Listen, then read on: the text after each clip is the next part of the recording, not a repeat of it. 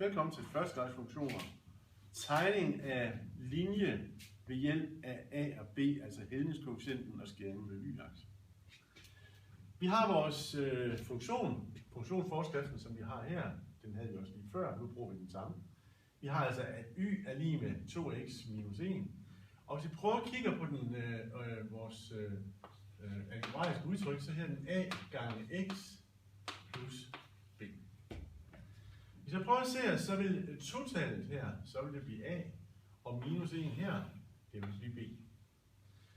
Vi kalder, at a-værdien i sådan en funktionsforskrift her, det er vores hældningskoefficient, og b-værdien, det er faktisk, hvor den skærer y-aksen. Så hvis vi prøver at kigge på den her funktionsforskrift, så skal vi først have fundet ud af, hvor skærer vores funktion egentlig y-aksen. Og det kan vi se, at det står minus 1, og jeg prøver at gå ned til minus 1, og ser, at det sker. Jeg laver et kryds der, og så skal vi prøve at kigge på hældningskoefficienten. Hældningskoefficienten, det er altså vores a-værdi, altså den værdi, der står foran x, og det er i det her tilfælde 2. Hvis vi går ud fra, hvor den skærer y-aksen, så går vi 1 ud, altså en enhed ud, og så skal vi gå det antal enheder op, som er foran x-værdien, og det vil sige, i det her tilfælde plus 2. Så det gør jeg op og sætter et kryds her, går 1 ud, og op og sætter et kryds her, 1 ud, og op og sætter et kryds her. Så kan vi se igen, at vi får den her linje, som vi havde før. Nu kunne jeg godt tage en anden tilfældig linje, som hedder for eksempel y er lige med x plus 1.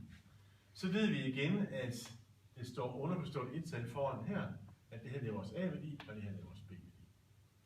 Nu prøver vi at gå ind og kigge. Vi skal først have fundet ud af, hvor er det, den skærer y-aksen, og det vil sige, at det gør den plus 1.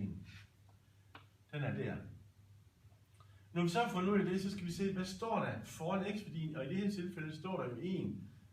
Almindeligvis undlader vi det her, fordi så står der bare x, altså 1x.